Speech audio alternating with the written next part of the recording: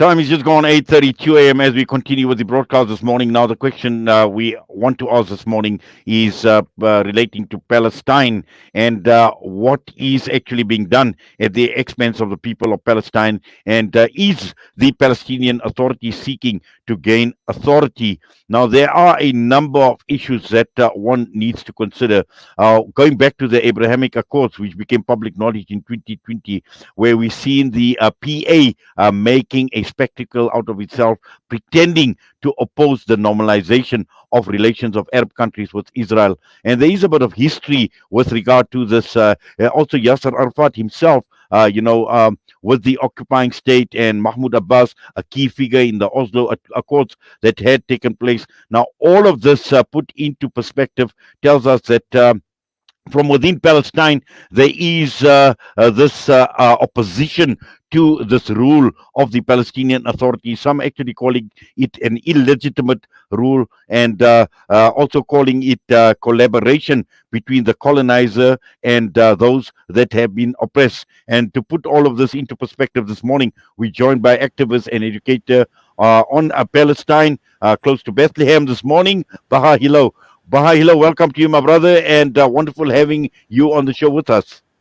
Thank you, brother Inat. It's a pleasure to be with you again. Yes, we're talking about the spotlight is on the Palestinian Authority seeking to gain authority over the people of Palestine. But for the reasons that I mentioned in my introduction, there is some history in terms of the PA. On the one hand, they are seen to be opposing normalization of relations with Israel in the Arab countries. But there is some history in terms of how them trying to normalize some of these relationships. Um, uh, the um, the role of the Palestinian Authority from the beginning, from 1993, is a role that would help the state of Israel and the Zionist entity to gain some kind of legitimacy. Many countries around the world say, like, oh, the problem between Zionists and the indigenous Palestinian population is resolved because some Palestinians have been engaged in diplomatic relations with the Zionist entity. In the end of the day, like, the Palestinian Authority falls within the context of oppression, as we've seen in many oppressed societies in history, where the oppressor will collaborate with some of the oppressed people in order to maintain stability of oppression. So what we have over here is Palestinians who want to have authority over Palestinians under the domination of the state of Israel. And that's what we're having. I think, like, it's very, very, very similar to a situation that happened with the Bantustans during the times of apartheid South Africa, where we witnessed South Africans ruling South Africans under domination of the savage apartheid regime. So here we have Palestinians who want to continue to rule over Palestinians under domination of the savage apartheid regime of the state of Israel. The very existence of the Palestinian Authority in the context of Palestine is a form of, let's say, corruption. Sorry, is uh, is a form of corruption by default. Like, the role of the leadership of the oppressed is to lead the oppressed into freedom. It's not to rule the oppressed under oppression. So what we have right now is a Palestinian Authority that has diplomatic and economic connection with the state of Israel, and that connection is being used to justify normalization with the state of Israel and other dictatorships around the region in the Middle East. Yes, and also I think what is important to understand is in the context of what we are talking about, Baha, is to look at the Palestinian Authority and its position with regard to the Arab world as well. And we know that with the Abrahamic Accords, a lot has been actually said. But in terms of its position with and looking at the collaboration between the Palestinian Authority and the Arab states as well, particularly those who have normalized relations with Israel. So it puts the PA in a very very weak position from what we see. The Palestinian Authority has been in a very weak position since it was established, because in the end of the day, the Palestinian Authority is made of Palestinians that accept and recognize the Israeli oppressor and the legitimacy of the Israeli oppressor over 78% of Palestine. Right now, what we have is a system that uh, is a system of management under occupation. And to manage this system, you need funds and you need financial resources. So the relationship between the Palestinian Authority and the rest of the like, let's say, Arab regimes in the Middle East is primarily financial, because you need to supply this governing body with, uh, let's say, running costs, and those running costs are provided by Gulf countries, by rich countries in the Middle East, and by Westernized entities like the EU and the United States of America. uh, the acceptance of the Palestinian Authority is conditioned with the acceptance of the Palestinians of the legitimacy of the State of Israel in Palestine. So the kind of, let's say, situation where we find ourselves in with the Abraham Accords, or with the deal that the United States has been facilitating to normalize or to expose, let's say, relations between the Saudi regime and the State of Israel, falls within that context. It's like, you accept the relations between the State of Israel and a dictatorship in the Middle East, and we will bribe you with some cash. Now, Palestinian Authority, in relation to what's happening right now with the United States facilitating normalization between the Zionist regime and the regime in Saudi Arabia, uh, Palestinians are trying to seek, everything except for freedom. So the demands, if you read about the demands for accepting and approving normalizations between Saudi and the State of Israel, have been that the U.S. would recognize a full membership of the Palestinian Authority as a state in the UN, financial support from the Saudi government, some kind of authority allowed by the State of Israel for the Palestinian Authority over Area C. So they are not talking about actually freedom and justice and Mm. fulfillment of right. They're just talking about some logistic, some kind of, let's say, logistic benefits that will benefit the leadership of the Palestinian Authority and supports their continued existence. But once Yes, again, like, I want you to be reminded that the very existence of a Palestinian ruling over Palestinian under domination of the State of Israel, the very existence of that Palestinian is a form of corruption. So I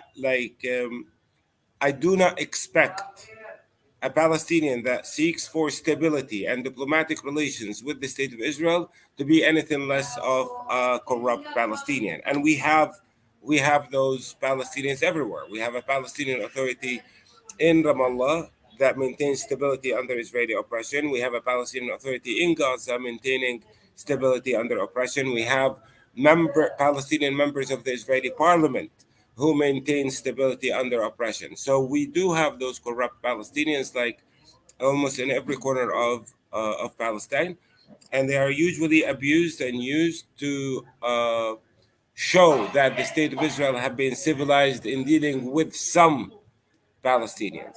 So the corruption and collaboration is carried out between the Israeli oppressor and some elements of the Palestinian society, and that collaboration is aims at the maintenance of oppression rather than leading Palestinians into freedom and justice. Yes, I think from what you described is absolutely important to understand, and what you are also saying that the foreign funding that the PA receives is absolutely important to continue with its role, and a lot of it is actually dependent on this foreign funding. And at the end of the day, Palestinians generally, the Palestinian cause for self determination, for fighting against this oppressive Zionist regime, all of that has been compromised because uppermost in the minds of the PA is this foreign funding and how this can benefit the PA. Yes, the Palestinian Authority has more than 160,000 people on its payroll. That payroll is to cover the civil services of the Palestinian population. The Palestinian population is occupied. Its civil services have to be a burden on the occupier. So now, when you have a Palestinian Authority fulfills the civil role of the occupying regime, then they are shifting that financial burden from the shoulder of the oppressor upon the shoulder of international community and financial supporters of the Palestinian Authority. So what the Palestinian Authority is doing, intentionally or unintentionally, is covering the responsibilities of the occupying power of the state of Israel. Like, oppressed people are not supposed, you know, to provide themselves with their own services funded by foreign entities. Oppressed people are supposed to be freed from oppression. So the game that the Palestinian Authority finds itself into is a game that calls for the maintenance of Israeli oppression and domination over Palestine and the Palestinians, and a financial burden to keep the running cost of this regime going on. But in the end of the day, that's the only category or kind of Palestinians that international community would accept, which is like corrupt Palestinians. That's what international community accepts and deals with. Well, a few months ago, we had a guest that came out of Palestine and out of Al Quds, out of Jerusalem. And there was an interesting observation in terms of what we are actually talking about, where on the one hand, you are looking at the Palestinian Authority, you're looking at the West Bank, and Saudi Arabia obviously stands out in terms of funding the Palestinian Authority. On the other hand, you've got the Gaza and you've got Hamas as well, where you've got Qatar, countries like Qatar that have got involvement as well. And then you've got the people out in Jerusalem in itself, where these people are out in limbo because they obviously now at the mercy of the Zionist occupier in Al Quds. Now, putting all of that into perspective, it's actually interesting to see these dynamics that have actually been playing out. And again, I had the opportunity of addressing a gathering once, and when I mentioned Hamas in my address, the local Palestinian representative with the Palestinian Authority actually objected to the use of promoting Hamas or talking about Hamas as well. Now we've got all of this playing out where you've got these, all these issues in the background, and again, all of this hampering a unified front for the Palestinians in its resistance against occupation. Okay, Palestinian society and Palestinian politics has been fragmented and subject to fragmentation ever since pre-state times, like ever since pre 1948. The fragmentation of the oppressed people, the division of the oppressed people, is a must for the oppressor. So you have many Palestinians who fall into that trap of the division. Also, there, I do not know of scenarios where the oppressed people were actually unified in any case. Usually, you have people who uh, express rejection of oppression. You have people who collaborate with the oppressor. You have people who survive oppression in ways that we like and ways we don't like. Whether we like it or not, the Islamic resistance movement is a genuine part of the Palestinian politics, and it's a natural outcome of 40 years of Israeli oppression. The Islamic resistance movement fell into the trap of management as well. So they want to manage and rule Palestinians under oppression, and they criticize the National Party, which is Fatah, that is ruling the Palestinian Authority under occupation, under Israeli oppression, and they are centered in Ramallah. But in the end of the day, that's like how oppressed people practice fragmentation and are distracted from the elephant in the room. The elephant in the room is the state of Israel, you know. So we are allowed to practice rejection and objection of one another, but we're not allowed to express rejection of our oppressor. That's a political game that is completely irrelevant to oppressed Palestinians, and it's relevant for international community. It's relevant for the state of Israel. It's relevant for politicians, but it's irrelevant to the quest of Palestinians for freedom, justice, and so on. Uh, the division and fragmentation, once again, uh, we know it as like a part of the British colonial legacy to be like divide and rule. So the Palestinian population is divided into countless number of categories. You have Palestinian survivors of Israeli Zionism in 1948 areas. You have survivors in Jerusalem. You have survivors in Gaza, survivors in the West Bank, and survivors who are expelled, not allowed to even have a step in Palestine. So the relevant Palestinian representation is a representation that will represent all those Palestinians all together. And we are not allowed to have that representation. We are not allowed to have that leadership. So what are we allowed to have? We are allowed to have territorial leaders who are fragmented throughout Palestine, and each and every one of them takes the, let's say, pretends to speak on behalf of all 14 million Palestinians on the planet. But they are not doing that. What they are doing is like maintaining stability under the oppression of the state of Israel. So the the foundation, the very existence, once again, of an oppressed Palestinian seeking authority over Palestinians under oppression, the very existence of such Palestinians is a form of corruption because no oppressed people have been freed from oppression by relating to their oppressors in diplomatic ways. People are freed when they are expressed and supported in their expression of oppression. Apartheid South Africa did not collapse because the indigenous South Africans had diplomatic relations with apartheid. It collapsed because there was clear and firm rejection of this savage regime. So now we are not allowed to have Palestinians who, in the leadership, who will express complete rejection of the savagery of the Israeli apartheid regime. Well, Baha, I must say, as always, a fascinating discussion, and your analysis, your unpacking, really is much appreciated. And I wish we had a lot more time because I'm sure there's a lot more we can unpack. But I'm sure at some point in the future we will engage with you again. But for now, we thank you. We do appreciate you taking time out with us this morning, right here on Sanam Media. Thank you, Brother Nat, and inshallah we'll see you again. Inshallah. Assalamu alaikum. Baha Assalamu Hilo alaikum. with us out of Bethlehem in Palestine this morning.